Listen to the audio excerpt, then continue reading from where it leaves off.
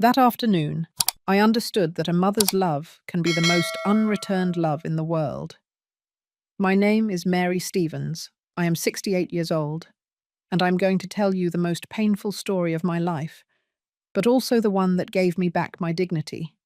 It all started on the day of my husband, Robert's, funeral. After 43 years of marriage, I lost him on a cold November morning.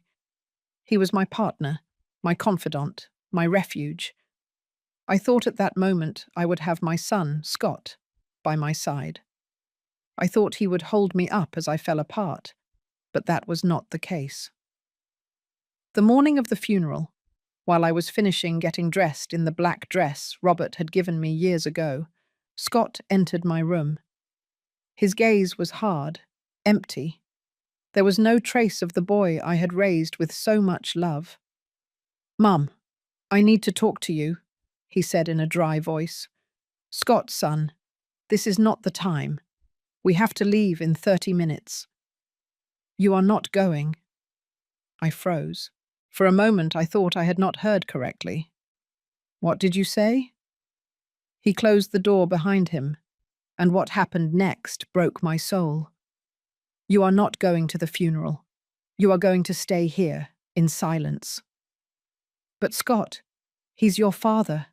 He's my husband." "You disgust me, old woman," he said, with a contempt I will never forget. "Stay quiet. I don't want to see you there, doing your dramatic suffering widow act."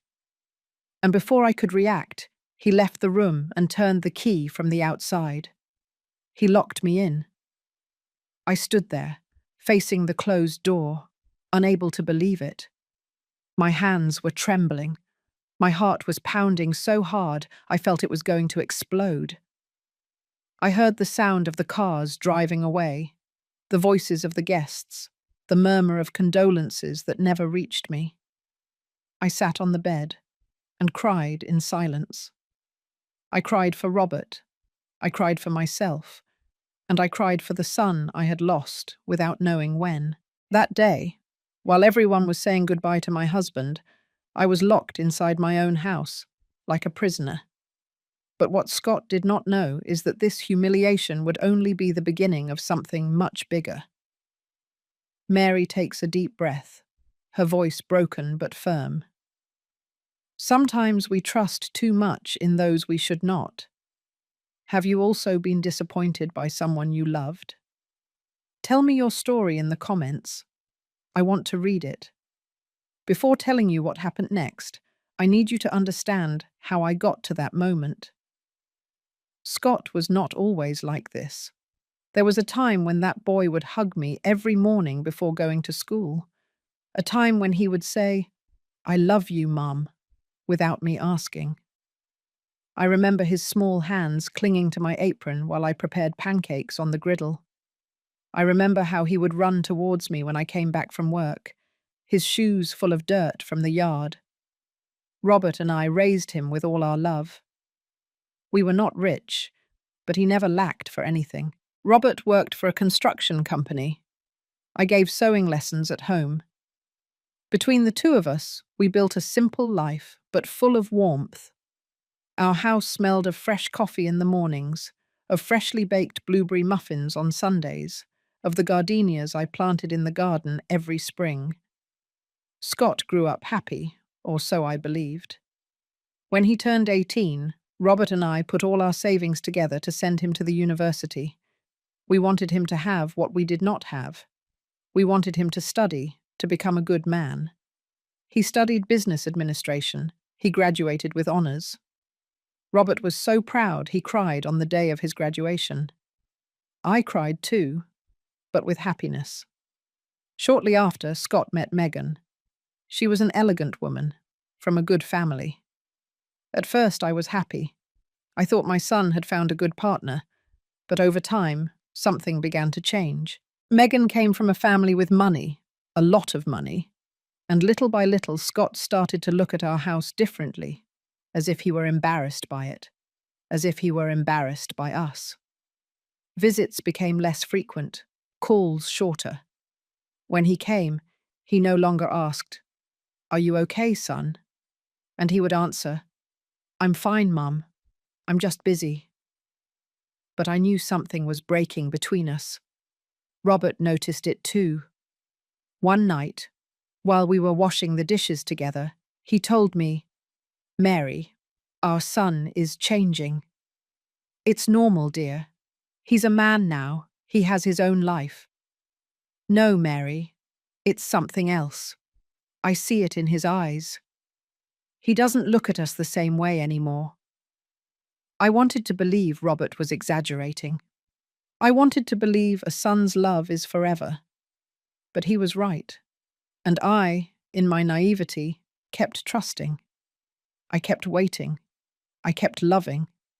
Because that's what mothers do, right? We keep loving even when we are not loved back. Mary pauses, looking out the window.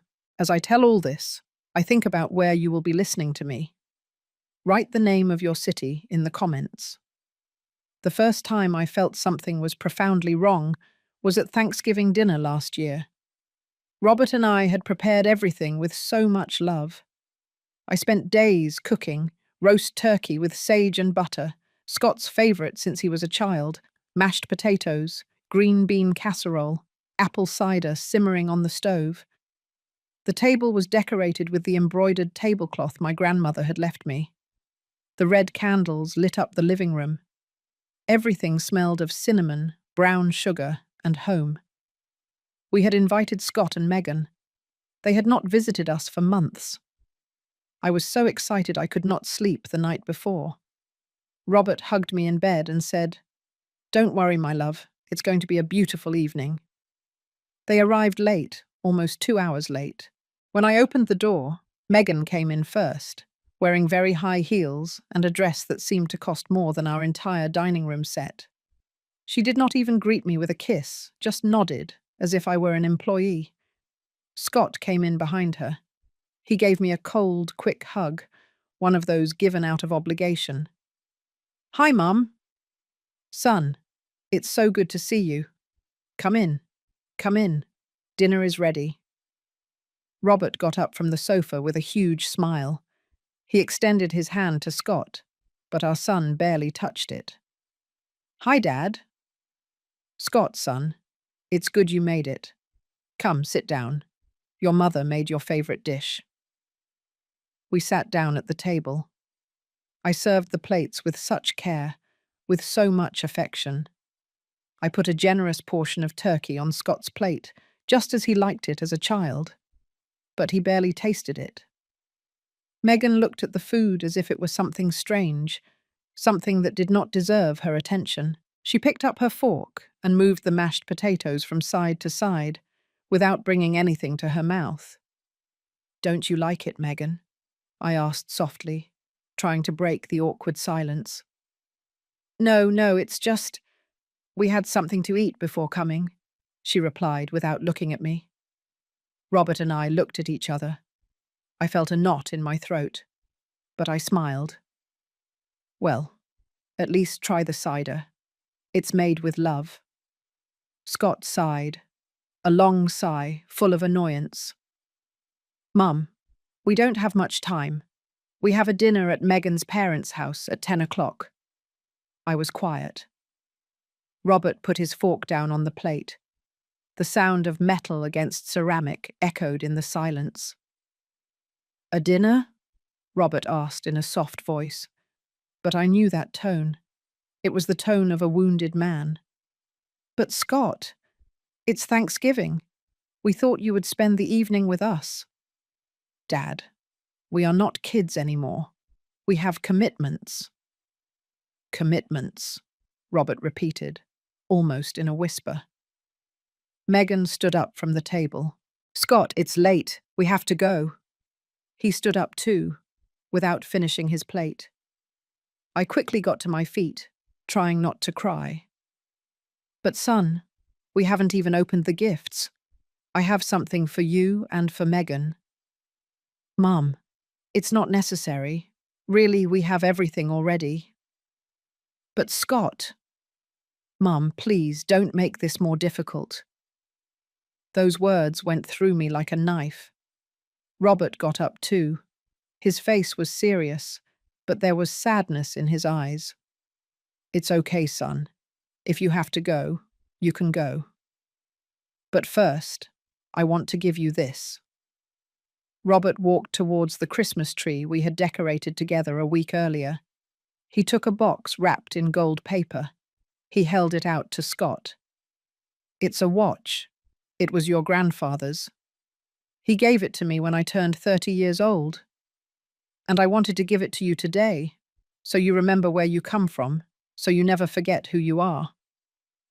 Scott took the box without opening it. "Thank you, Dad." And they left. Just like that, I stood in the doorway, watching them drive away in their luxurious car, with the taillights shining in the darkness of the night. The Christmas lights on the house flickered around me, but I felt all dark inside. Robert closed the door slowly. He turned towards me, and then I saw something I had never seen in 42 years of marriage. I saw my husband cry. "Mary, what did we do wrong?" I hugged him, and we both cried there, in the living room, surrounded by food that no one ate, by gifts that no one opened, by love that no one wanted to receive. That night, while I was clearing the table, I found Scott's plate almost untouched. The turkey I had prepared with so much love was cold, abandoned. I took that plate and sat alone in the kitchen, and I ate his portion. Every bite tasted salty, because I could not stop crying. Robert came in and sat beside me. He did not say anything. He just took my hand. "Maybe it's a phase," I said, trying to convince myself. "Maybe when he has children, he will be the same again." "Maybe," Robert replied. But there was no hope in his voice. That was the first real fracture. The first time I understood that something deep had broken between us. But I still did not know that this fracture was only the beginning, that the worst was yet to come, and that in a few months Robert would no longer be with me to hold me. Mary wipes a tear and takes a deep breath before continuing. After that Thanksgiving, something changed in Robert. He had always been a strong, optimistic man, one of those who make you believe that everything is going to be fine, even if the sky is falling. But after that night, I saw him fade slowly, like a candle consuming itself in silence. He started waking up later, walking slower, looking out the window for hours, as if waiting for something that never arrived. "What are you thinking about, my love?" I would ask him while serving his coffee. "Nothing, Mary, nothing important." But I knew he was thinking about Scott, about the son we had raised with so much love, and who now barely looked at us. I tried to continue with my life. I continued giving my sewing classes. I kept tending the garden. I kept cooking for Robert, trying to fill him with food because I could no longer fill him with words. But inside, I was broken too. Every time the phone rang, my heart jumped. I thought, "It's Scott. He is going to call to apologize. He is going to say he was busy, that he misses us, that he is coming to visit us." But no. Weeks passed, then months. I would send him messages. "Son, how are you? We miss you. Come have dinner when you can." Sometimes he would reply with a brief, "Fine, Mum. I'll call you later." But he never called. Robert would tell me, "Mary, let him go. If he doesn't want to come, don't force him." But he's our son, Robert. I can't stop trying. Sometimes loving is also knowing when to let go. I could not. I could not let go of my son. He was part of me, of my flesh, of my blood. He had grown inside me. I had breastfed him. I had healed his scraped knees. I had cried on his first day of school. How was I supposed to let him go just like that? So I kept trying. In March, it was Robert's birthday. He was turning 67 years old. I wanted to make a small, simple dinner, just the three of us. I sent Scott a message 2 weeks before. Son, the 23rd is your dad's birthday. I'm making barbecue, his favorite. Could you come? Just for a little while. He misses you a lot. Scott took 2 days to respond. I can't, Mum. I have an important meeting that day. Say happy birthday for me. I read that message 5 times. It hurt more each time. A meeting. A meeting was more important than his father's birthday. I did not tell Robert anything. I did not want to hurt him more. On his birthday, I baked a triple-layer cake. I decorated the table with flowers from the garden. I put a candle with the number 67. When Robert arrived from work, I hugged him tightly. Happy birthday, my love. He smiled, but it was a sad smile. Thank you, Mary. We sat at the table, just the two of us. Scott's chair was empty. Robert looked at that chair, and then he looked at me. He's not coming. I could not lie to him. No, my love. He said he had work. Robert nodded slowly. He did not say anything else. He cut his cake. He blew out the candle. And he ate his piece in silence. That night, when we were already in bed, I heard him crying in the dark. He was not crying with sobs. He was crying in silence, with that contained crying of men who do not want anyone to see them broken. I got closer to him and hugged him from behind. Everything is going to be okay, Robert. No, Mary, it's not going to be okay. Our son forgot about us, and I don't know why. I don't know what we did wrong. We didn't do anything wrong. We loved him. We gave him everything. Maybe that was the mistake. Maybe we gave him so much that now he does not value anything. I had no answer. I just hugged him tighter. More months passed. I kept sending messages. I kept trying. Son, how are you? I'm sending you a picture of the garden. The gardenias bloomed beautifully this year. Son, I made your favorite mac and cheese. If you want, I can drop some off. Son, your dad hasn't been feeling well. Could you call him? It would do him good to hear your voice. The replies were increasingly scarce, colder. Fine, Mum. Thanks, Mum. But it's not necessary. I'll call him later. But he never called. I became an expert at finding excuses for him. When the ladies in the sewing class would ask me, "And your son, Mary, how long has it been since he visited?" I would reply with a forced smile, "Oh, you know how young people are. He's very busy with work, but he'll be here soon." When Robert would ask me, "Do you think Scott will visit us this weekend?" I would reply with false hope, "Sure, my love. He must be organizing things." I became a professional liar. I lied to protect Robert. I lied to protect myself. I lied because accepting the truth was too painful. The truth was that my son had abandoned us. Not physically, but emotionally, he had erased us from his life. And I, in my denial, kept clinging to the hope that one day he would be the boy who hugged me every morning again. But that boy no longer existed. In July, Robert began to feel sick. He got tired easily. His chest hurt. I begged him to go to the doctor. "It's nothing, Mary. I'm just tired." "Please, my love, do it for me." He finally agreed. We went to the local community clinic. After several tests, the doctor called us into his office. "Mr. Stevens, your heart is weak. You have heart failure. You need to take very good care of yourself. No stress. No worries." Robert nodded. I took his hand. That night I sent Scott a message. "Son, your dad is sick with his heart. The doctors say he has to take care of himself. Could you come see him? I think it would do him a lot of good." I waited for his reply for hours. It finally arrived. I'm sorry, Mum. That's too bad. Send him my regards. I'm on a business trip. I'll visit when I get back. He never got back.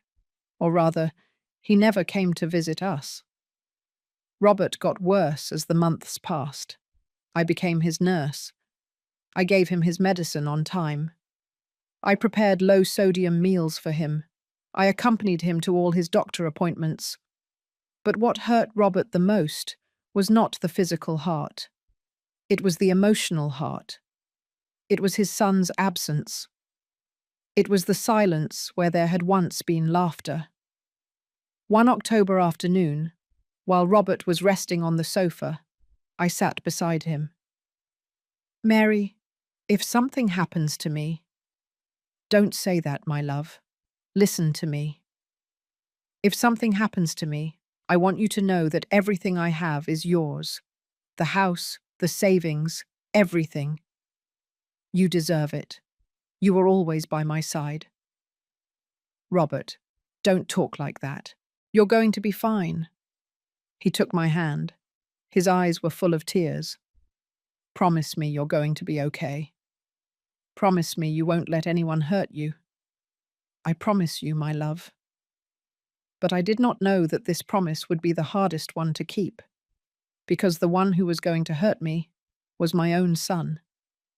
Mary closes her eyes, breathing deeply, preparing for what is coming. I still wonder if I did the right thing by continuing to insist. What about you? Have you ever loved someone so much that you forgot to protect yourself? Robert died on a November morning. It was peaceful, in our bed, with my hand holding his. There were no alarms, no screams, only his breathing that grew softer and softer until it ceased to exist. I was awake, as if my body knew that night I had to be alert, as if my heart was preparing me for the most painful goodbye of my life. At 3 o'clock in the morning, I felt his hand relax in mine. Robert, I whispered in the dark. There was no reply. I got up quickly and turned on the light. His face was peaceful, almost smiling, as if he had finally found peace.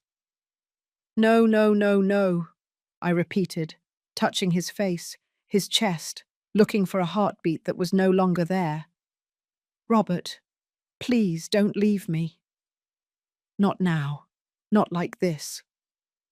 But he was already gone. I called the ambulance. They came, confirmed what I already knew. They spoke to me with technical words that I could not process. I only remember that one of the paramedics put a hand on my shoulder and said, "I'm so sorry, Mom. Is there anyone we can call?" Scott. I had to call Scott. With trembling hands, I dialed his number. It rang 5 times before he answered. "Mom?" His voice sounded sleepy, annoyed. "It's 3 o'clock in the morning." "Scott? Your dad?" My voice broke. "Your dad died." There was silence on the other end. "What?" "He died, son. A few minutes ago, here at home. His heart could not take it anymore." Another silence. "I'm on my way." And he hung up. He arrived an hour later with Megan. I was sitting in the living room, still in my bathrobe, staring at nothing. The people from the funeral home had already arrived. They had already taken Robert away. The house was filled with that heavy silence that remains after death. Scott came in. He looked at me from the doorway. What happened? I told him everything. How Robert had been fading. How that night I had felt something was going to happen. How his last breath had been peaceful. He listened without saying anything, without hugging me, without crying. Megan was behind him, with her cell phone in her hand, typing something, as if none of this concerned her. "We have to organize the funeral," Scott finally said, without emotion in his voice. "Yes, son. We'll go to the funeral home tomorrow. Your dad had insurance. He left everything arranged. I'll take care of it." But Scott? I said I'll take care of it, Mum. You rest. Something in his tone put me on alert, but I was too tired, too broken to question anything. They left shortly after. I was left alone in that house that suddenly felt enormous and empty. The following days were a blur. Scott took charge of everything. He chose the funeral home, sent out the obituaries, organized the service. I just nodded at everything he said. I was too submerged in my grief to make decisions. But there was something strange about the way Scott was handling everything. He would not let me see the papers. He would not let me talk to the funeral director. When I asked something, he would reply, "It's already resolved, Mum. Don't worry." The day before the funeral, I was in my room trying to find the black dress Robert had given me. That dress I had worn that Thanksgiving that now seemed like 1,000 years ago. I heard voices in the living room. Scott was talking on the phone. His tone was low, but urgent. I approached the hallway, making no noise. No. The will is read after the funeral. Yes, I have a copy. I already checked it. He paused, and then his voice became more tense. What do you mean everything is in her name? That can't be. There has to be a mistake. My heart started beating faster. Listen to me closely, Scott continued, his voice now loaded with contained rage. My father could not have left everything in her name. He knew I needed that money. We have debts, investments. No, I don't care what the paper says. There has to be a way to— He fell silent, listening. It's fine. We'll talk about it after the funeral. But this is not going to end like this. He hung up. I stood paralyzed in the hallway. My mind tried to process what I had just heard. The will. Robert had left a will, and apparently something in that will had enraged Scott. I returned to my room before he could see me. I sat on the bed with the black dress in my hands and tried to understand.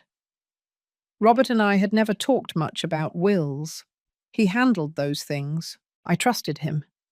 I knew he would always protect both of us. But now Robert was gone, and I was starting to realize there were many things I did not know. That night I could not sleep. I tossed and turned in bed, alone, feeling the empty space where Robert used to be. And for the first time in days, my pain mixed with something else. Fear. I was afraid of my own son. The next morning, the day of the funeral, I woke up early. I took a long bath. I put on the black dress. I brushed my hair. I looked at myself in the mirror. I had deep, dark circles under my eyes. I had lost weight. But in my eyes, there was something new, a spark of alert, of suspicion. I went downstairs. Scott was already in the living room, dressed in a black suit, talking on the phone again. When he saw me, he quickly hung up. "Good morning, Mum. Did you sleep well?" "Not much." "It's normal. It's a difficult day." He looked me up and down. There was something strange in his gaze, something cold. "Mum, I need to talk to you." "Tell me, son." "I think it would be better if you stayed here today, at the funeral. There will be a lot of people, a lot of stress, and you haven't been well. I think it's better for you to rest. I'll take care of everything." "Scott, it's your father's funeral, my husband's. Of course I'm going to go." His expression hardened. "Mum, you are not in a fit condition. I am perfectly fit to say goodbye to the man I lived with for 43 years. Scott clenched his jaw. "Suit yourself." And he left the house. I stood there, in the living room, with a bad feeling growing in my chest. Something was not right. Something very serious was about to happen. And I, in my naivety, still did not know that the worst thing about the day would not be saying goodbye to Robert. The worst thing would be what my own son was about to do to me. 30 minutes later, I fixed my hair one last time. I grabbed my purse, I took the keys, and when I went to open my bedroom door to leave, the door did not open. I turned the handle again. Nothing. I pushed. The door did not move. And then I heard it, Scott's voice on the other side. "Stay there, Mum. It's better this way." "Scott, what is going on? Open this door." "I can't, Mum. Not after what you did." "What I did? I didn't do anything. Scott, open this door right now." His voice became venomous. "You disgust me, old woman. You manipulated my father. You sweet-talked him. And now he left everything to you. Everything. As if I did not exist. As if I were not his son. Scott, I don't know what you're talking about. Stay quiet. I don't want to see you at that funeral doing your dramatic suffering widow act. Everyone is going to know what kind of woman you are. Scott, please. I am your mother. Not anymore." And I heard his steps fading away. I heard the front door of the house close. I heard the car engines starting. And I was left there, locked in my own room, banging on the door, screaming, crying. But no one heard me. Everyone went to Robert's funeral. Everyone except me, the wife, the one who had been by his side for 43 years, the one who had loved him until his last breath. They left me locked up, like an animal, like something that had to be hidden. And the only thing I could do was sit on the floor in my black dress and cry. I cried for Robert. I cried for me. And I cried for the son I had lost forever. Mary wipes her tears with a trembling voice, but is determined to continue. I spent 6 hours locked in that room, 6 hours that felt like 6 years. At first, I pounded on the door with all my strength. I screamed until I ran out of voice. I called Scott on the phone again and again, but he did not answer. I sent desperate messages. "Son, please, open the door. Scott, this is crazy. Let me out. Please, I need to say goodbye to your father." No response. I tried to open the window, but Scott had jammed it from the outside with a broomstick. I tried to force the lock with a hairpin, as I had seen in movies, but my hands were shaking so much I could not. Finally, when I had no strength left, I sat on the floor, with my back against the door, and cried. I cried until I had no more tears. Outside, the sun continued its path. The hours passed, and I was there, trapped, while the whole world said goodbye to my husband. I thought about Robert, about his smile, about his large working hands, about how he hugged me at night, about how he called me my love every morning before going to work. I thought about all the people who would be at the funeral home at that moment, the neighbours, Robert's co-workers, the cousins, the construction friends, all of them there, saying goodbye, giving him the last farewell, and I, his wife, locked up like a criminal. What would they be thinking? What would Scott have told them? "My mum could not come. She is very sick. She is too affected." Or maybe something worse. Maybe he told them I did not want to go, that I was a bad wife, that I did not deserve to be there. Just thinking about it shattered me. Around 4 o'clock in the afternoon, I heard someone arrive at the house. Voices, footsteps, Scott and Megan. I quickly got up from the floor and pounded on the door. "Scott, open up. The funeral is over. Let me out." Silence. "Scott, please, we need to talk." Finally, I heard his voice on the other side, cold, distant. "Not now, Mum."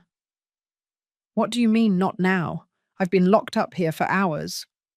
"This is abuse. You abused my father for years and now you took everything. I don't know what you're talking about. I never abused your father. I loved him with all my soul. I heard Megan's bitter laugh on the other side. You're a good actress, Mary. You should go into theatre. Megan, you have nothing to do with this. I have everything to do with it, she replied with venom in her voice, because your selfishness is ruining our life.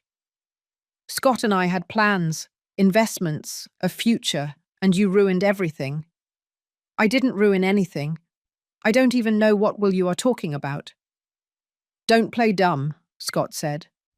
My father left everything to you. The house, the savings, the bank accounts, everything. He left me nothing. Absolutely nothing. I froze. That can't be true. It's true, I read it in the will. Everything is in your name. But Scott, I didn't ask your father for that. I didn't even know. Of course you knew, he shouted. You manipulated him. You sweet-talked him. You filled his head with ideas against me. And he, like an idiot, believed you. Your father was not an idiot. And I never spoke ill of you. Never. Liar. That word pierced my chest like a bullet. Scott, please, open the door for me. Let's talk. There has to be an explanation. The explanation is very simple, Mum. My father erased me from his life, and you helped him do it. That's not true. Oh, no? Then explain to me why the will clearly states, I leave all my assets to my beloved wife, Mary Stevens. She is the only one who was by my side until the end. She deserves everything. Scott's voice trembled as he said those words, but it was not from sadness. It was from rage. See, Mum? The only one who was by my side. That was a direct message to me. A message that said, you weren't there. You don't matter to me. You don't deserve anything. I was speechless, because I knew Robert was right. Scott had not been there. He had not been there on the nights Robert cried in pain. He had not been there at the doctor appointments. He had not been there for birthdays. He had not been there for Thanksgivings. He had not been there. And Robert, in his last will, had simply told the truth. But I was not going to tell Scott that. Not at that moment. Not like that. Son, I had no idea what your father had written in his will. But if that was what he decided, there had to be a reason. Yes, a reason. Because you manipulated him. I did not manipulate anyone. Then give up the inheritance. I fell silent. What? Give it up. If you really didn't know anything, if you really had nothing to do with it, then give it up. Sign everything over to me, and then everyone will be happy. Scott, that house is my home. I lived there for 40 years. And I'm his son, his only son. I have more right than you. Sons do not have more right than wives, Scott. That's how the laws work. To hell with the laws, he shouted, hitting something on the other side of the door. That house should be mine. That money should be mine. Everything should be mine. Megan spoke again. Mary, you are going to give up that inheritance, because if you don't, we are going to make your life impossible. We are going to prove that you manipulated Robert. We are going to fill your life with lawyers, lawsuits, trials, and believe me, you won't be able to handle it. You can't do that to me. You don't have proof of anything because I didn't do anything wrong. We don't need proof, Megan replied coldly. We just need to create doubt, make people talk. Make everyone think you're a manipulative old woman who took advantage of a sick man. You wouldn't dare. Try us. And then Scott said something I will never forget. Besides, Mum, think about it carefully. You are an old woman, alone, without your husband. without your son? Who is going to take care of you when you get sick? Who is going to be there when you need help? Us. We are your only family. And if you alienate us, if you decide to selfishly keep everything, you are going to be completely alone, with no one. Is that what you want? It was a threat, a clear threat. Either I gave up my inheritance, or I was left without family. My heart was pounding so hard I felt it was going to explode. My hands were shaking. My mouth was dry. Scott, my voice came out weak, broken. I am your mother. I gave you life. I raised you. I loved you. How can you talk to me like this? You stopped being my mother the day you took my inheritance. I didn't take anything from you. Your father decided. My father was sick, confused, and you took advantage of that. That's not true. Think about it, Mum. You have 1 week. In 1 week is the official reading of the will with the attorney. By then, I hope you've made the right decision. And what is the right decision according to you? Give it up. Sign everything over to me, and then we can all move on. And if I don't, then get ready for a war. And believe me, Mum, you won't win. Silence. And then, the steps fading away, the front door closing, the car engine starting. They left. And I was left there, still locked up, slowly sliding down the door until I was sitting on the floor again. But this time I did not cry. This time, something inside me changed, because for the first time in my life, I understood something I had never wanted to accept. My son did not love me. Maybe he had never really loved me, or maybe he had loved me when it was convenient for him, when I gave him things, when I solved his problems, when I existed to serve him. But now that he no longer needed anything from me, now that I had something he wanted, I had become his enemy, an obstacle, something that had to be eliminated. I stayed sitting there for hours, in the darkness, thinking about all the times I had justified his absence, all the times I had invented excuses for him, all the times I had put myself aside so as not to inconvenience him. And I realized something terrible. I had raised my own executioner. I had raised a man who believed everything was owed to him, who did not know gratitude, who did not understand sacrifice, who only saw people for what they could give him. And now that man wanted to take away the only thing I had left, my home, my security, my dignity. Around 9 o'clock at night, I heard someone unlock my bedroom door from the outside. It was Scott. "You can come out, Mum. We're leaving now." I came out slowly. My legs were numb. My body hurt from sitting for so long. Scott was in the hallway with the keys in his hand. He looked at me without emotion. "Remember what I told you. 1 week." And he left. I stood in the empty hallway of my own house, the house Robert and I had bought with so much effort, the house where we had raised Scott, the house full of memories of love, laughter, family. And now that house felt like a prison, because my own son was turning it into a battlefield. I walked to the kitchen. I poured a glass of water. My hands were still shaking. I sat at the table where Robert and I had so often had breakfast together. And for the first time, since Robert had died, I did not cry for his absence. I cried for something worse. I cried because I realized I was completely alone. But also, deep within that crying, something else began to be born. Something I had not felt in a long time. Rage. Rage against injustice. Rage against abuse. Rage against manipulation. And also, for the first time in my life, a clear question. Why did I always have to be the one to give in? Why did I always have to be the one to sacrifice? Why did my mother's love have to be synonymous with submission? I did not have the answers yet, but something inside me had awakened, and although I did not know it yet, that awakening was going to change everything. Mary takes a deep breath, wipes her face with dignity, and looks forward. The following days were the darkest of my life.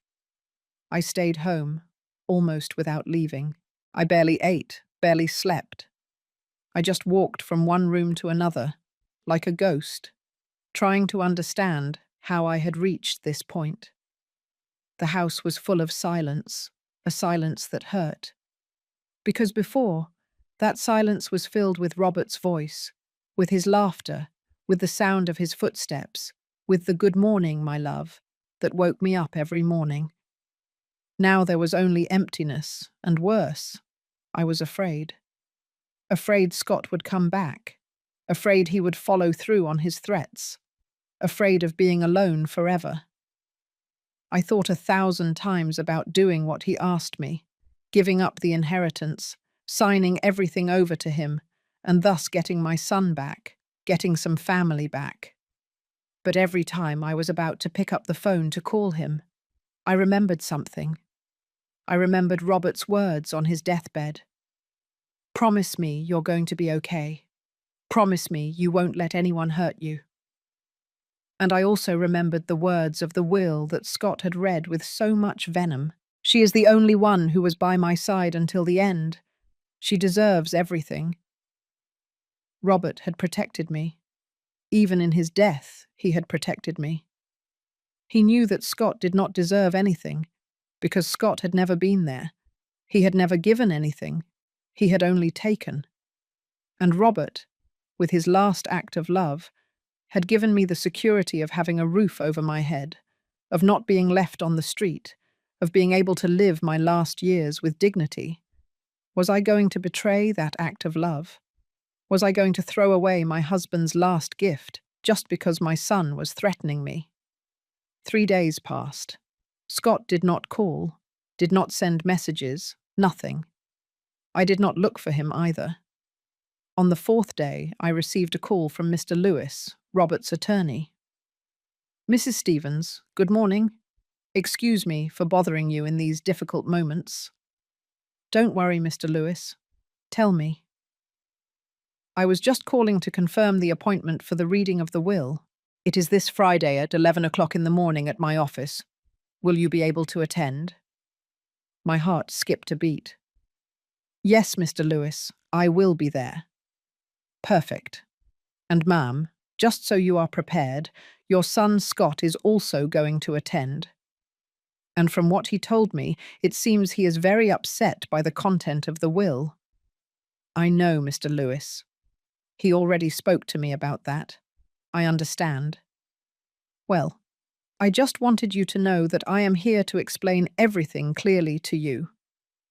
Mr. Roberts' decisions were very clear and very conscious. He knew perfectly well what he was doing. Thank you, Mr. Lewis. I will see you on Friday." I hung up the phone with trembling hands. Friday. In 2 days. 2 days to prepare myself for a confrontation that I knew was going to be terrible. That night I sat on Robert's side of the bed. Well, now it was just my bed, but it still smelled like him. I could still feel his presence. "Robert," I whispered in the dark, "I don't know if I'm going to be able to handle this. I'm scared. I'm scared of losing our son forever, but I'm also afraid of betraying you, of betraying your last wish." Silence was my only answer. But then something made me get up. Something led me to Robert's closet. I opened the drawer where he kept his personal belongings, his watch, his cufflinks, his old wallet. And there, at the bottom of the drawer, I found an envelope. A yellow, worn envelope with my name written in Robert's handwriting. "For Mary, read only in case something happens to me." My heart stopped. With trembling hands, I opened the envelope. Inside was a letter, a handwritten letter, with Robert's shaky handwriting in his last days. I started to read. "My dear Mary, If you are reading this, it is because I am no longer with you. And although it hurts me to think of leaving you alone, I know you are strong, stronger than you yourself think. I write this letter because I need you to understand why I made the decisions I made in my will. Mary, you were the love of my life, the woman who gave me the best 43 years a man could ask for. You took care of me when I was sick. You loved me when I had nothing left to give. You stayed by my side when others left. Our son, our Scott, is no longer the boy we raised. He changed. And I don't know if it was Megan's influence or if he always had that seed within him, and we did not want to see it. But he became someone who only thinks about money, about appearances, about what he can get. The last few years hurt me a lot. To see how he abandoned us, to see how he made you cry, to see how he no longer came even for my birthday, or for Thanksgiving, or when I was sick. I went to see Mr. Lewis 3 months ago. I told him I wanted to change my will, that I wanted to leave everything to you, because you are the only one who deserves it. I know Scott is going to be furious. I know he is going to try to take what is yours. I know he is going to make you feel guilty. But Mary, listen to me closely. Do not give in. Do not give him anything, not out of resentment, but because giving him what he has not earned would be harming him. It would be confirming to him that he can have everything without giving anything. And that is not love, my life. That is destroying a person. Besides, you need that house, those savings, because I am no longer going to be here to take care of you. And I do not want you to depend on anyone, much less on someone who does not value you. I know your mother's heart will want to give in, will want to buy his love. But love, my dear Mary, cannot be bought. And if it has to be bought, it is worth nothing. Let him learn. Let him feel what it is like not to have. Maybe, just maybe, that will wake him up. And if he does not wake up, at least you will be fine, protected, safe. Do not feel guilty about anything. You did nothing wrong. You were just an exemplary wife and a loving mother. If Scott cannot see that, it is his problem, not yours. I love you, Mary. I always loved you. And from wherever I am, I will continue to take care of you. Your adoring husband, Robert. I finished reading the letter with my cheeks soaked with tears. I read it 3 more times, and each time I felt something growing inside me. It was not just sadness, it was clarity. Robert had given me permission to defend myself, permission not to feel guilty, permission to say no. I stayed awake all that night, with the letter in my hands, feeling Robert's presence as if he were sitting beside me. And when morning came, something in me was different. I was no longer afraid. Well, yes, I was afraid. But now I had something stronger than fear. I had clarity, I had dignity, and I had the certainty that Robert had taken care of me, and that I was not going to betray that care. Friday arrived. I woke up early. I took a shower. I put on a simple but elegant dress. I brushed my hair. I looked at myself in the mirror. I was no longer the shattered woman who had cried on her bedroom floor. I was still a woman in mourning. My heart was still broken. But now there was something else in my eyes. Determination. I arrived at Mr. Lewis's office at 11 o'clock sharp. The receptionist showed me into a conference room. It was a sober space, with a long, dark wood table and leather chairs. Scott and Megan were already there. When I entered, Scott did not even look at me. Megan shot me a look of contempt and then continued typing on her cell phone. I sat on the other side of the table, in silence. Mr. Lewis entered shortly after. He was a man of about 60 years old, with glasses and a serious but kind expression. "Good morning," Thank you for coming. I am very sorry for your loss, Mrs. Stevens. Mr. Robert was a great man. Thank you, Mr. Lewis. Scott cleared his throat impatiently. Mr. Lewis, let's get straight to the point. We all know why we are here. Mr. Lewis looked at him calmly. Of course, young Scott. We will proceed with the reading of Mr. Robert Stevens' will. He opened a folder and took out several documents. The will was drafted 3 months ago, on August 12th of this year. Mr. Robert came to my office of his own free will, in full possession of his mental faculties, and left very clear instructions regarding the distribution of his assets. Scott leaned forward, his fists clenched on the table. The attorney continued. Mr. Robert owned the following assets: a house located in the New York suburbs with an approximate value of $300,000, a savings account at Bank of America with a balance of $25,000, and a life insurance policy for $50,000. Megan stopped looking at her cell phone.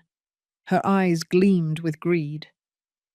The will states the following, said the attorney, and then read in a firm voice. I, Robert Stevens, in full possession of my faculties, leave the totality of my assets to my wife, Mary Stevens. She has been my faithful companion for 43 years. She took care of me in sickness and in health.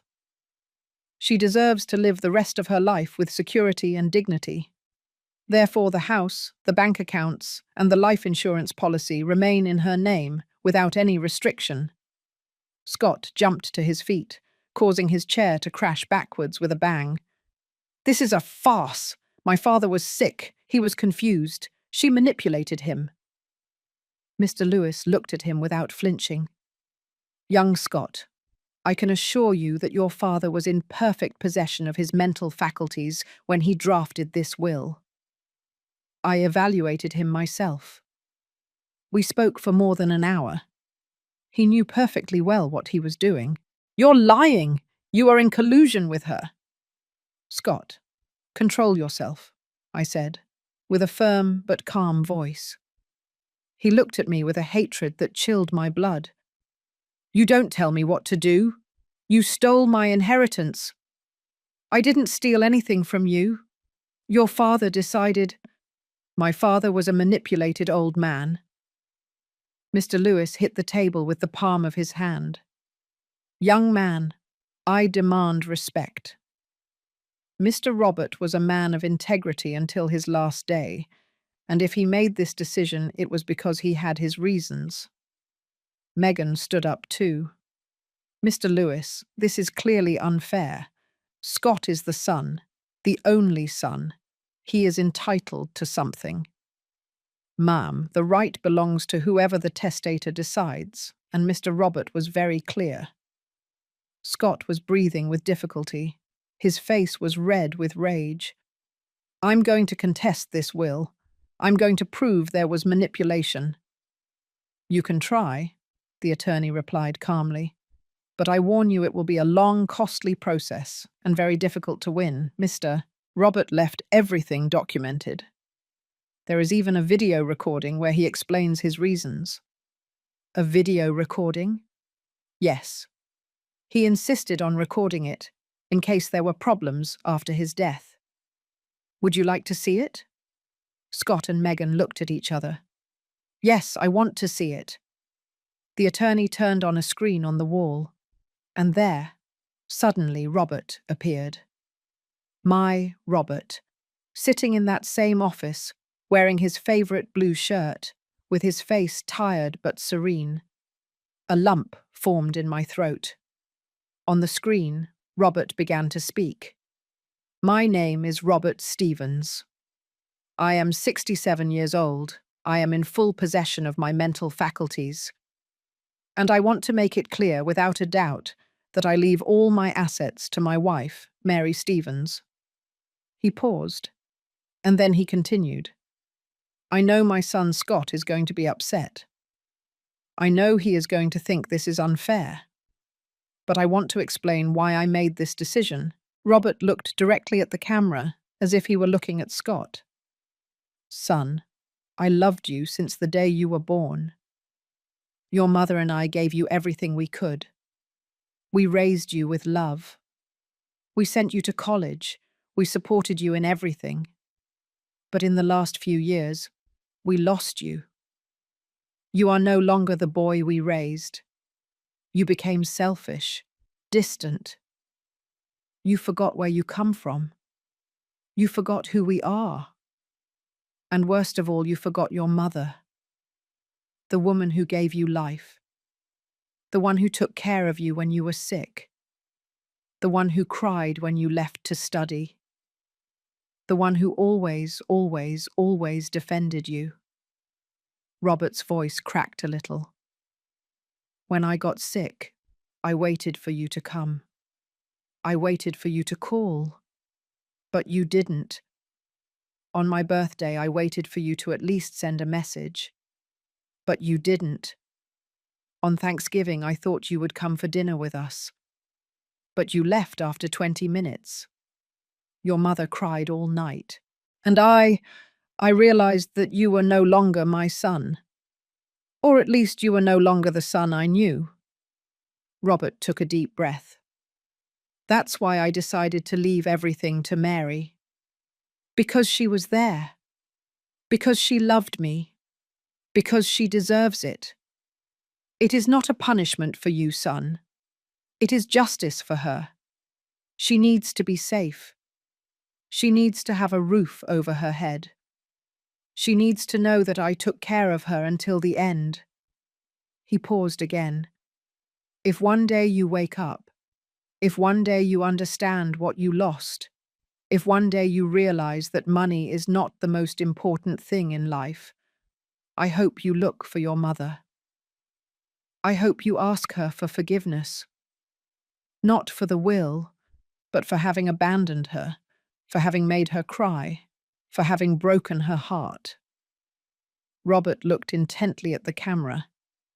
And if you don't, if you decide to continue with your rage and your resentment, then know this. You lost. You didn't lose money. You didn't lose a house. You lost the woman who loved you most in this world. And that, son, is priceless. The screen went black. The silence in the room was absolute. I was crying. I could not stop. Megan looked at the floor, uncomfortable. And Scott was pale, motionless. The attorney turned off the screen. That's all. The will is completely valid. Mrs. Stevens is the sole heir. The documents are ready to sign. Mrs. Stevens, if you wish, we can proceed today. I nodded, wiping my tears. Scott did not say anything. He just picked up his jacket and left the office like a wounded animal. Megan followed him, giving me one last look of hatred before disappearing. And I stayed there, with Mr. Lewis, signing papers, signing my security, signing my dignity, signing Robert's last act of love. When I finished, the attorney put a hand on my shoulder. Mrs. Stevens, Mr. Robert loved you very much. He did the right thing. I know, Mr. Lewis, I know. I left that office with my head held high. I had lost my son, but I had gained something more important. I had gained myself. Mary takes a deep breath, with tears but also with strength. The weeks that followed were strange. On one hand, there was an enormous emptiness. Robert was gone. And Scott was gone too. He never called again. He never sent messages again. Nothing. It was as if he had died to me too. But on the other hand, something inside me was changing. Something deep. For the first time in my life, I was completely alone. And that, which at first terrified me, began to transform into something different. Freedom. A painful freedom, yes. But freedom at last. I no longer had to justify Scott's absence to the neighbours. I no longer had to pretend everything was fine. I no longer had to carry the guilt for something I had not done. The first few days, after the reading of the will, I stayed home, processing everything. I reread Robert's letter again and again. I looked at old photos, I cried, I healed, but also, little by little, I began to do things I had stopped doing during the last few years. I returned to my garden, to my gardenias, to my roses. I had neglected them a lot while caring for Robert. But now, with my hands in the dirt, I felt something beginning to grow inside me too. I returned to my sewing classes. I called the ladies who had been my students for years and told them I would be teaching again. They were happy, and so was I. And something more important, I started walking again in the mornings. Before, when Robert was alive, we walked together every morning in the park. After he died, I could not go back. The park hurt me. It reminded me of him. But one morning, exactly 3 weeks after the funeral, I decided to go. I put on my sneakers, I grabbed my sweater, and I walked toward the park. It was early. The sun was just rising. There was that fresh morning smell, the birds singing, the sound of the leaves moving in the wind. I walked along the same path Robert and I used to walk, and instead of pain, I felt something like peace. I talked to him in my mind. Robert, I'm here. I'm doing what you asked me to. I'm taking care of myself. I'm being strong. And I felt, in a way I cannot explain, that he was happy. As I walked, I ran into Mrs. Hill, a neighbour I had known for years. Mary, how lovely to see you. How have you been, dear? Fine, Mrs. Hill, little by little. She looked at me with those wise eyes that older women who have lived a lot have. I heard about Robert, and I also heard about your son. I was quiet. I did not know what to say. Mary, I'm going to tell you something no one else will tell you, and I say it because I care about you. Sometimes mothers suffer more from their children than from anything else in life, because we love them so much that we forget about ourselves. We put ourselves aside, and we believe that is love. But it is not. Love is also knowing when to let go. Love is also letting ourselves be loved by ourselves. Her words reached my soul. Robert did the right thing, dear. He protected you. He gave you what you deserved. And now it's your turn to protect yourself. Don't let guilt consume you. Because you did nothing wrong. Thank you, Mrs. Hill, I said with tears in my eyes. She hugged me, and that hug filled me with something I desperately needed. Validation. Someone else, someone from outside, was telling me that I was not the villain in the story, that I did not have to feel guilty, that I had the right to be happy. I returned home that morning with a slightly lighter heart, and I made a decision, an important decision. That afternoon I took an old box out of the closet, a box where I kept Scott's things from when he was a child.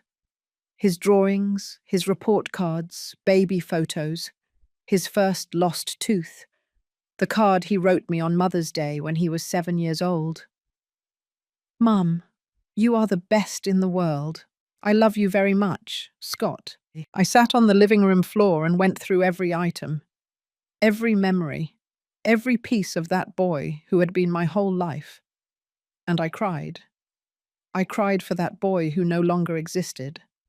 I cried for the man he had become. I cried because I knew I had to do something very difficult. I had to let him go, not with rage, not with resentment, but with love, with the purest love a mother can have, the love that says, I love you, but I can no longer carry you. I love you, but I need to take care of myself too. I love you, but I will not let you destroy me. I put everything back in the box. I closed it. And I put it in the closet. I did not throw it away. I did not burn it, because that boy had existed, and that love had too. But I was no longer going to live in the past. I was no longer going to cling to something that was no longer there. More weeks passed, and then one afternoon, I received a call. It was an unknown number. Hello? Mrs. Mary Stevens. Good afternoon. This is Mr. Lewis. Mr. Lewis, how are you? Did something happen? Ma'am, I just wanted to inform you that your son Scott came to my office yesterday. He tried to contest the will. My heart skipped a beat. And what happened? I explained to him that he had no legal basis to do so, that the will is completely valid, that the video recording of your husband is sufficient proof that everything was done in full possession of his faculties. I told him that if he insisted on going to court, he would only waste money and time on something he would not win. And what did he say? He got very angry. He shouted. He made threats. But in the end, he realized he could not do anything. He left saying that this was not going to end here, that you were going to pay for what you did. I felt a chill. Mr. Lewis, do you think he can do something to me? I don't think he can do anything legally. But, Ma'am, I'll be honest with you. Your son is very resentful, very furious. I recommend you be careful. Do not open the door if he arrives unannounced. Do not sign anything without consulting me first. And above all, do not let yourself be intimidated. It's okay, Mr. Lewis. Thank you for letting me know. That's what I'm here for. Call me if anything happens. I hung up the phone with a pounding heart. I knew this was not over. Scott was not one to give up easily, and if he could not win legally, he was going to try to win in another way. That night I checked all the locks on the house. I checked that the windows were securely closed, and for the first time in my life I was afraid to be alone in my own house. But I also had clarity. I was not going to give in. I was not going to let fear control me. Robert had protected me, and I was going to honor that protection. 2 days later, Scott showed up. It was night. I was in the living room sewing a blouse when I heard the doorbell. I got up and looked through the peephole. It was him. My heart started pounding hard. Mom, open up. I need to talk to you. Scott, it's late. If you want to talk, we can do it tomorrow, in a public place. Mom, please, I just want to talk. 10 minutes. Something in his voice sounded different, softer, less aggressive. I hesitated. Part of me wanted to open the door. Part of me wanted to believe that maybe he had come to apologize, that maybe he had understood. But another part of me, the part that had learned to listen to my instinct, told me no. Scott, if you want to talk, we'll meet tomorrow at the corner coffee shop at 10 o'clock in the morning. We can talk peacefully there. Mum, don't be ridiculous. Open up. It's my house too. There it was, the real Scott. No, Scott. This house is mine, and I'm not going to open up until you talk to me with respect. Respect. You talk to me about respect. You stole my inheritance. I didn't steal anything from you. Your father decided, shut up. I'm tired of hearing that. He started banging on the door hard. Open up now. I backed away, scared. Scott, if you don't leave, I'm calling the police. Call them. Let's see what they tell you when you tell them you won't let your own son into his father's house. It's my house, Scott, and you are no longer welcome here. Those words came out of my mouth with a firmness I did not know I had. There was a silence, and then Scott's voice, now cold, calculating. It's fine, Mum. We'll see who wins. But I'm warning you about something. You are going to regret this.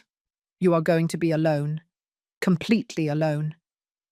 And when you are an old, sick woman, with no one to take care of you, you are going to remember this day. And you are going to regret having been so selfish.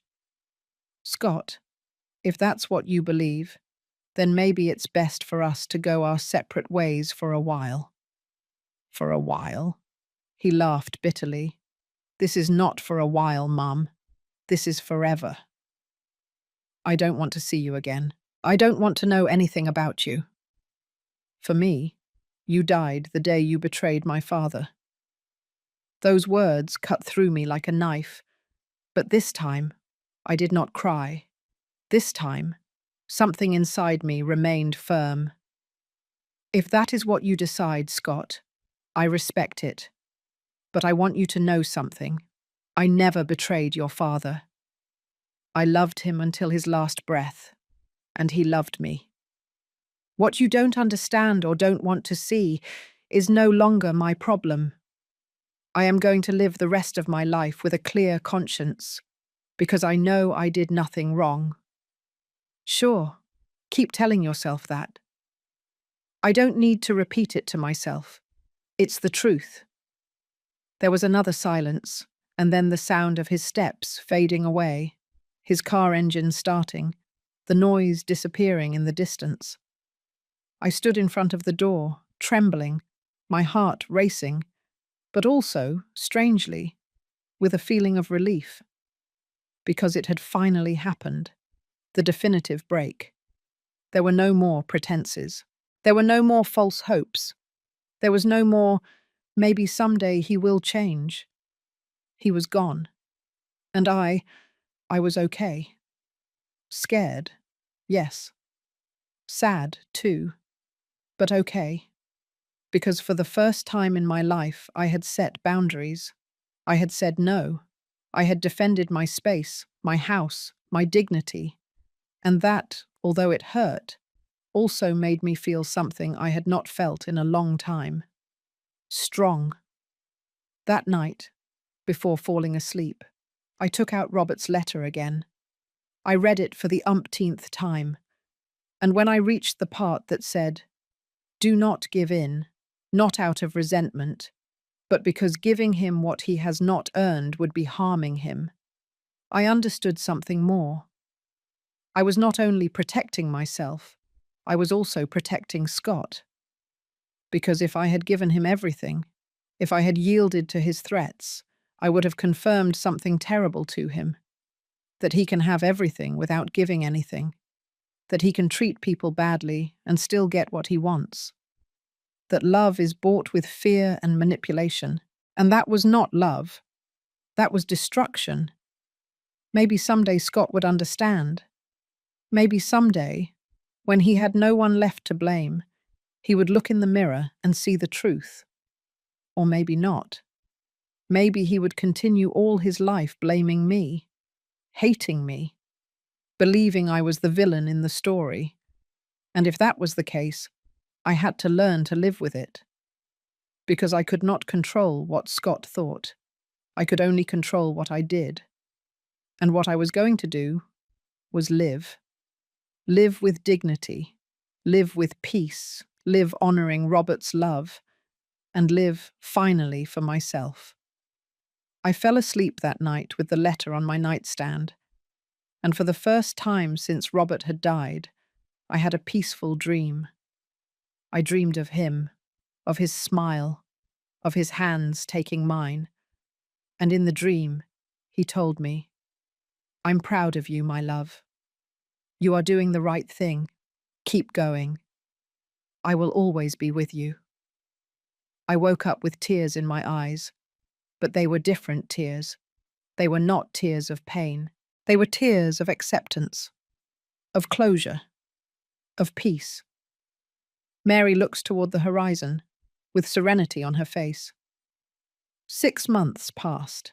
6 months in which I heard nothing from Scott. He did not call. He did not send messages. He did not appear. And I kept going. At first it was difficult, very difficult. There were days when I woke up and the first thing I thought was, what if something happens to him? What if he needs me? What if I'm being too harsh? But then I remembered his words, his contempt, his coldness, and I remembered Robert's words, do not give in. So I kept going. I went back to giving my sewing classes. I had 5 regular students, older ladies like me, who came not only to learn, but to talk, to laugh, to keep company. They became my family. Mrs. Hill came every Tuesday. Also Mrs. Estella, Mrs. Carmen, Mrs. Beatrice, and young Lucy, who was 30 years old, but told us that she learned more about life with us than anywhere else. One Tuesday, while we were embroidering some napkins, Mrs. Estella asked me, Mary, did you hear about your son? My heart stopped. What happened? No, don't worry. Nothing bad happened to him. Well, bad. No.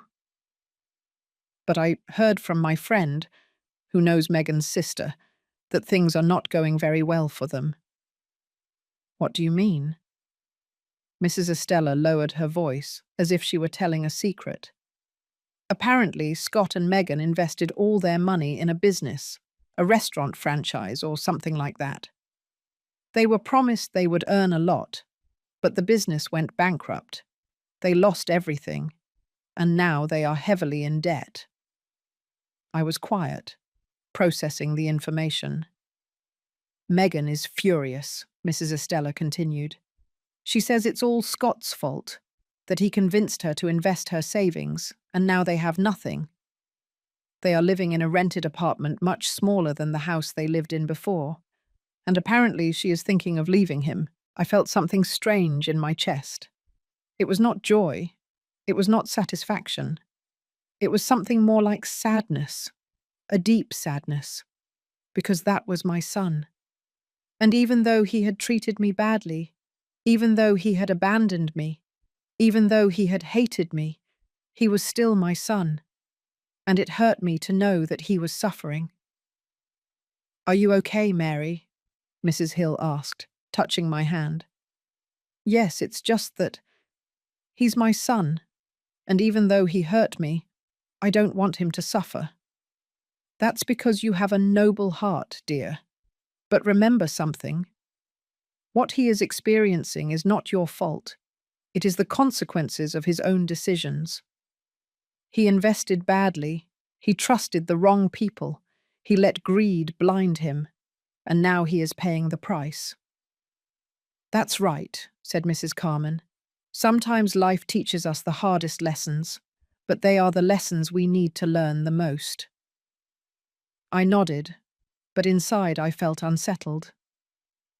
That night, at home, I thought a lot about Scott. Should I look for him? Should I offer him help? I picked up the phone several times, dialed his number halfway, and then hung up, because I knew that if I helped him now, I would not truly be helping him. I would be rescuing him from the consequences of his own actions. And Robert was right. That was not love. That was destroying him. So I put the phone away and let life take its course. 2 more months passed, and then on a rainy afternoon in July, while I was watering my gardenias in the garden, I heard the front door. Someone rang the doorbell. I put down the watering can and went to open it. It was Megan, but not the elegant, arrogant Megan I knew. This Megan had dark circles under her eyes, messy hair, simple clothes, and in her eyes there was something I had never seen before: desperation. Mary, I need to talk to you. Megan? Please, just a few minutes. I hesitated, but something in her expression moved me. It's okay. Come in. We went into the living room. I offered her water. She accepted and drank it as if she had not had a drink in days. She sat on the sofa. I sat across from her. What happened, Megan? She looked down. Everything collapsed, Mary. Everything. What thing? The business, the investment, everything. We lost all our money. And not only that. Scott took out loans, many loans, to try to save the business. But it didn't work. And now we are drowning in debt. The banks are suing us. They are going to take everything. Her voice broke. I'm going to leave, Mary. I'm going to divorce Scott. I can't take it anymore. He is destroyed. He doesn't talk. He doesn't eat. He just stares into space. And I can't carry that burden. I have to save myself. And you came to tell me that? No. I came to ask you for something. There it was. The real reason. What do you want, Megan? Money. I need money. Just a loan. To be able to leave. To be able to start over. I'll pay you back, Mary. I swear I'll pay you back. But I need to get out of here. I need to get away from Scott before he drags me down with him. I was quiet, looking at her. This woman who had despised me, who had called me manipulative, who had filled my son's head with ideas of greed. Now she was in front of me, asking for help. Megan, why do you think I'm going to help you? She looked up, surprised. Because you are a good person, Mary. Because you are a good woman. And because I know I don't deserve your help. I know I was terrible to you. I know I treated you badly, but I'm desperate, and I have no one else. And Scott, does he know you are here? No. He doesn't know anything, and I don't want him to know. He is obsessed with the idea that you stole his inheritance. He doesn't talk about anything else. He keeps saying that it's all your fault. That if he had that house, that money, he could pay the debts. He could solve everything. He's lost, Mary. Her words hurt me, because they confirmed what I already knew. Scott had not learned anything. He had not understood anything. He was still blaming. He was still resentful. He was still blind. Megan, I'm not going to give you money. Her face fell. What? I'm not going to give you money.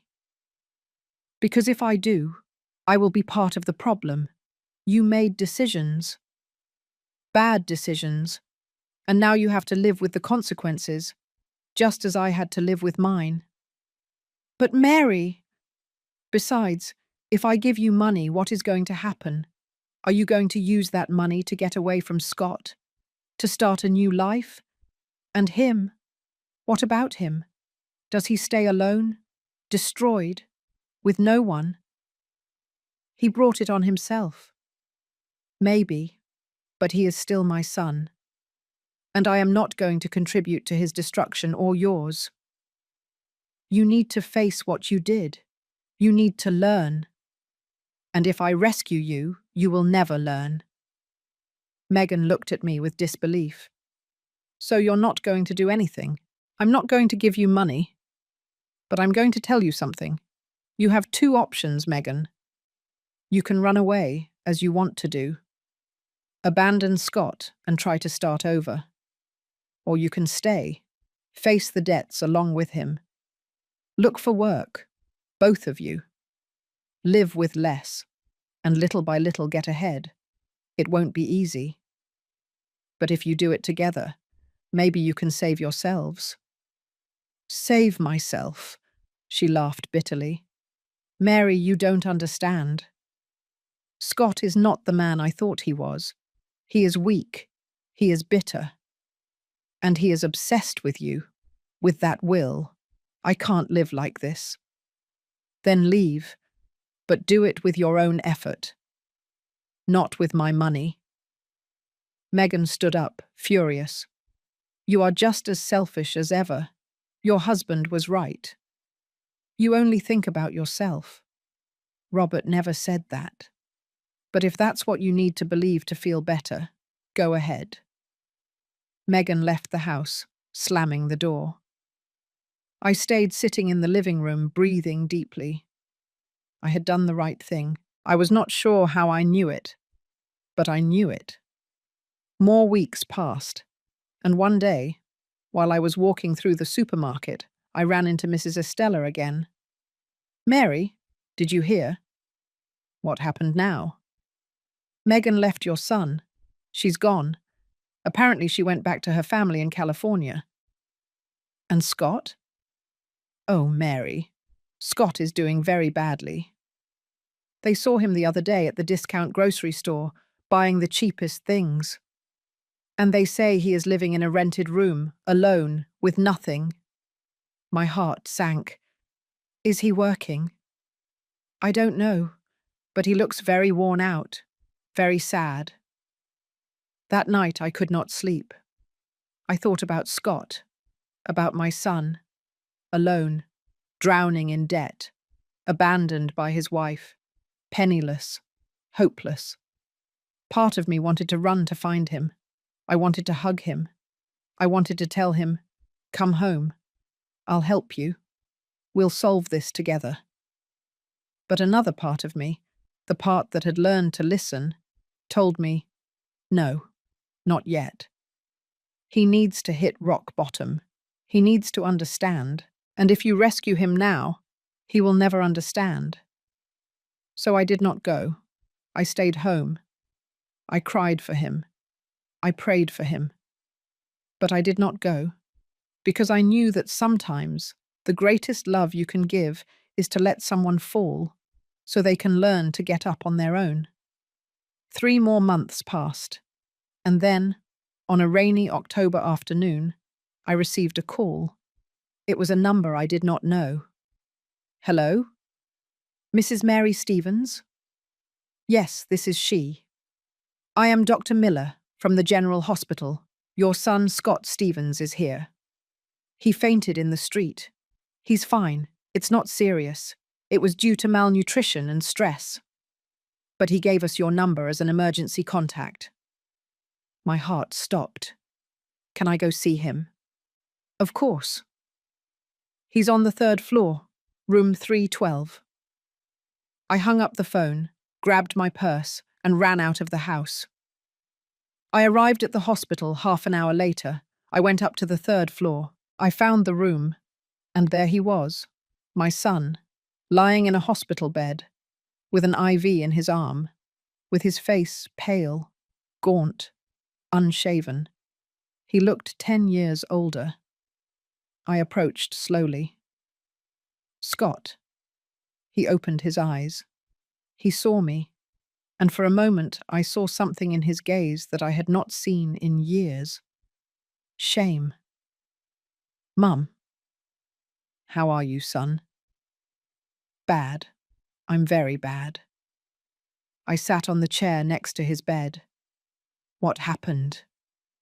I fainted in the street. I hadn't eaten for 2 days. I don't have any money, Mum. I don't have anything. I lost everything. Megan left. The banks are suing me, and I don't know what to do. His voice broke, and he began to cry, and I, without thinking, took his hand. Scott, listen to me. You're going to be fine. You're going to get through this. But you need to understand something. He looked at me with tear-filled eyes. What, Mum? That what happened to you was not my fault. It was yours. You made bad decisions. You trusted the wrong people. You let greed blind you. And now you are paying the consequences. That is not unfair. That is life.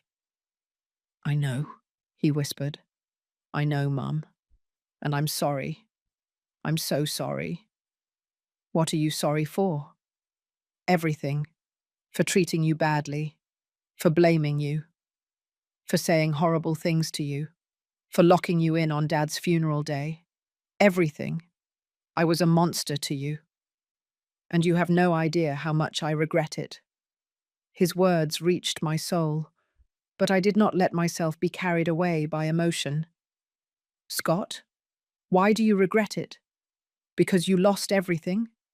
Or because you really understood what you did?" He was quiet, thinking. I think both. At first, when everything collapsed, I only felt rage. Rage at you. Rage at the world. Rage at life. But little by little, while I was alone, penniless, with no one, I started to think, to remember. And I realized something terrible. What thing? That you were right. Dad was right. I abandoned you. I treated you badly, and you never deserved that. You only loved me, and I only thought about myself. Tears streamed down his face. And now Dad is gone, and I'm never going to be able to ask him for forgiveness. I'm never going to be able to tell him I'm sorry, that he was right, that I was a bad son. I got up from the chair and sat on the edge of his bed. I hugged him, and he clung to me like when he was a child, when he was scared, when he needed me. Dad knows, son. Dad knows, and he forgave you. Even before he died, he forgave you. How do you know? Because that's how your father was. He loved you, even if it hurt you, even if it hurt him. He loved you and he wanted you to learn, to grow, to become a good man. Scott cried in my arms for a long time, and I cried with him, not out of pain, but out of relief, because my son had returned. Not the perfect son, not the son who never made a mistake, but the human son, the broken son, the son who had finally understood. Mary takes a deep breath, wiping her tears. He once called me old and said I disgusted him. Months later, I saw him in that hospital bed, alone, with nothing, with that emptiness in his eyes. Life always collects its debts, and sometimes it collects them in the most painful way. But also, sometimes, that is the only way we can wake up. Scott left the hospital 2 days later. I went to pick him up. I took him home, to his house, to the house where he had grown up, to the house he had wanted to take away from me, to the house that now welcomed him back, not as an owner, but as a son. When we entered, he stood in the living room doorway, looking at everything with new eyes. "Everything is the same," he said softly. "Some things have changed, but the essential things are still here." He walked slowly, touching the furniture, looking at the photos on the walls. He stopped in front of a photo of the three of us, Robert, him, and me. It was from when Scott was 10 years old. We were in the park, all three of us smiling. "Do you remember that day?" I asked him. "Yes. Dad took me bike riding, and I fell. I scraped my knee, and you ran like crazy to clean it up. And Dad laughed and told me, 'That's life, son. You fall, but there is always someone who picks you up.'" His voice cracked. I didn't understand that phrase until now. "Your dad was very wise." Yes, and I was very foolish. I took him to his old room. It was exactly as he had left it when he went to live with Megan. His bed, his desk, his college books, everything. "You never changed it?" he asked, surprised. "No, I always thought that someday you would come back. Maybe not in the way I imagined, but you would come back." He sat on the bed and started crying again. "Mum, I don't deserve this. I don't deserve your kindness. After everything I did to you. Scott, let's talk clearly, both of us. No lies, no masks." I sat beside him. "You hurt me a lot. You humiliated me. You locked me in on your father's funeral day. You said horrible things to me. You threatened me. And yes, you broke my heart. He looked down, ashamed. But I also understand something. You were blinded. Blinded by greed, by frustration, by rage, and Megan did not help. She filled your head with wrong ideas, but in the end, the decisions were yours. No one forced you to treat me that way. I know. And now you are here, broken, with nothing. And you have two options. You can continue to be the victim, blaming the world, blaming me, blaming your dad. Or you can get up, learn, grow, and become the man your father wanted you to be. He looked me in the eyes. How, Mum? How do I get up from this? I'm drowning in debt. I don't have a job. I don't have any money. I don't have anything. You have something. You have life. You have health. You have intelligence. And you have a mother who, despite everything, still loves you. How can you love me after what I did to you? Because that's what mothers do, son. We love even when it hurts. But I also love differently now. I am no longer going to love you by putting myself aside. I am no longer going to love you by putting you above me. I am going to love you with boundaries, with respect, with dignity, for both of us. What does that mean? It means you can stay here, in this house, in your room, while you recover, while you look for work, while you get back on your feet. But I'm not going to rescue you. I'm not going to pay your debts. I'm not going to solve everything for you. You have to do that. He nodded slowly. I understand.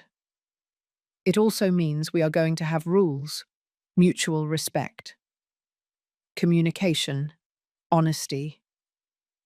If you disrespect me again, if you treat me badly again, you leave. And this time, it will be forever. It won't happen, Mum. I promise you. Promises are easy, Scott. Keeping them is the difficult part. So don't promise me anything. Just show me.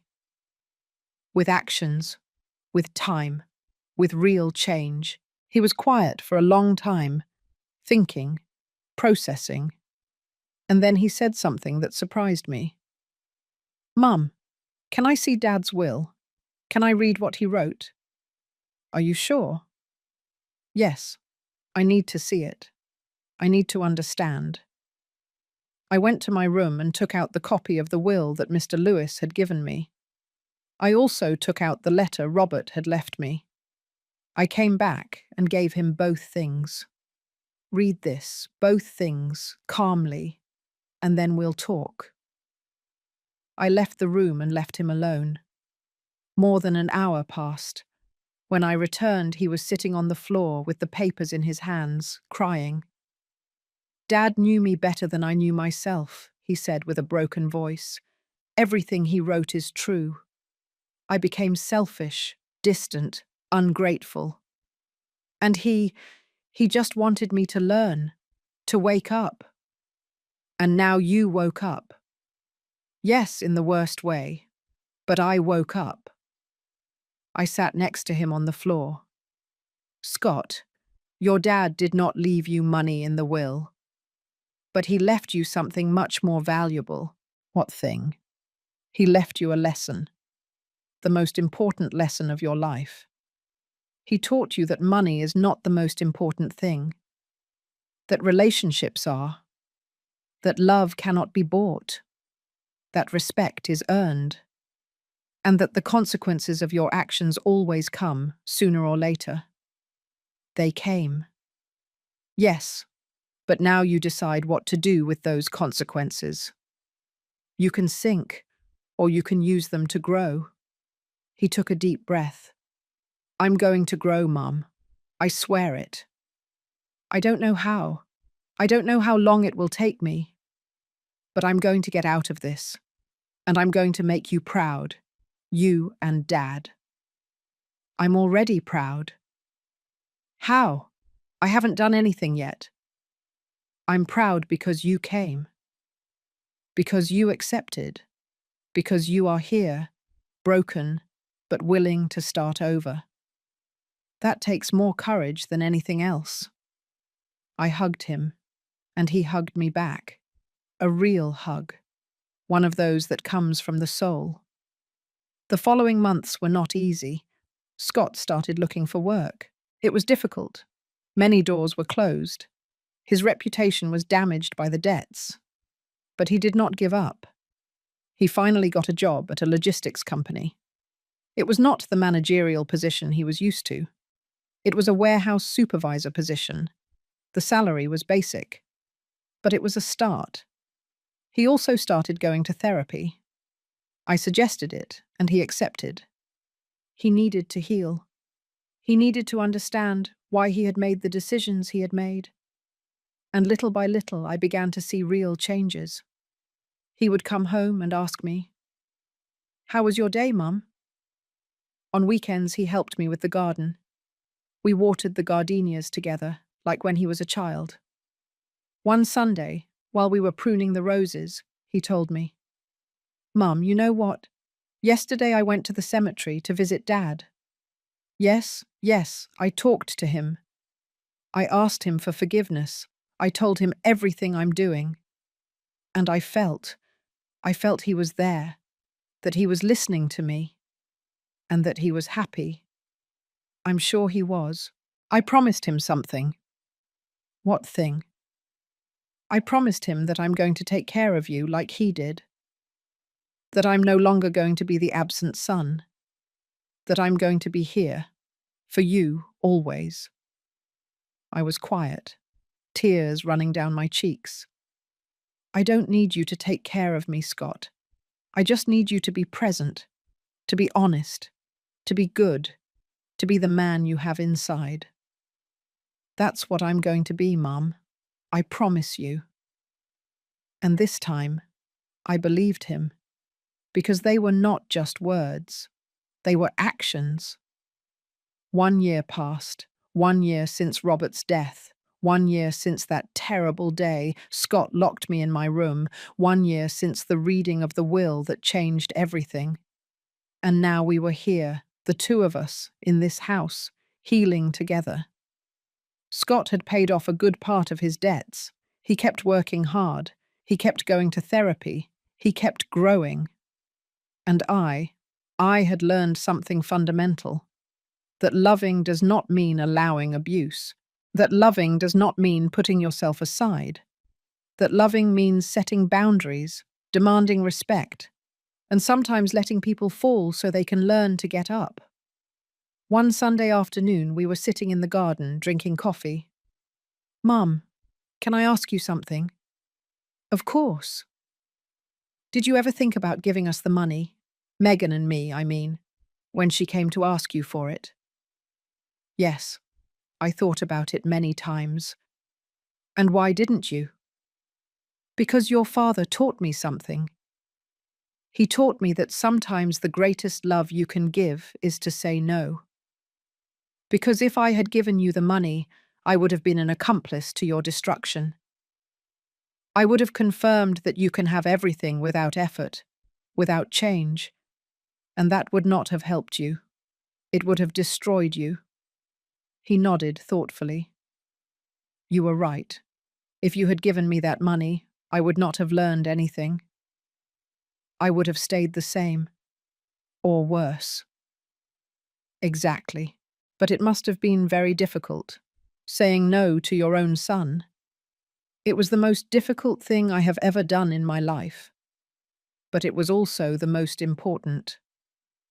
We fell silent, listening to the birds singing, the sound of the wind through the leaves. And then Scott said, "Thank you, Mum." "For what?" "For not giving up on me, for not rescuing me, for letting me fall, and for being here when I finally opened my eyes." You don't have to thank me, son. That's what mothers who truly love do. They don't rescue, they accompany. They don't put themselves aside, they respect. They don't allow abuse, they set boundaries. He smiled, a genuine smile, like the ones he had when he was a child. Dad was very wise to leave everything to you, because you are the wisest of all of us. I don't know if I'm wise, but I learned, and I'm still learning. Today, as I tell you this story, 2 years have passed since Robert's death. Scott still lives with me, but he is no longer the same man. He is responsible, hard-working, respectful, loving. He finished paying all his debts 6 months ago, and now he is saving up for his own apartment. Not because I am kicking him out, but because he wants to, because he is ready. He still visits his father's grave every Sunday, and sometimes I go with him. We sit there, in silence, feeling Robert's presence. My sewing classes continue. My students became my sisters. And now we also have a support group for older women. We meet every 2 weeks. We share our stories, our pains, our victories. And I tell them my story. I tell them about Robert, about Scott, about the will, about the pain, and about the healing. And they listen to me, and many tell me, Mary, your story saved me, because I was in the same boat, justifying my son, putting myself aside. And thanks to you, I understood that I can love him without destroying myself. And that fills my heart. Because if my pain was good for something, if my story can help a single woman open her eyes, then it will all have been worth it. Robert, wherever you are, I want you to know something. You did the right thing. You protected me when I needed it most. You gave me the strength to set boundaries. You taught me that true love cannot be bought, cannot be begged for, cannot be pleaded for. True love is given with dignity, is received with gratitude, and is cared for with respect. Thank you for loving me like that, with wisdom, with courage, until your last breath. And to you who are listening to me, I want to tell you something.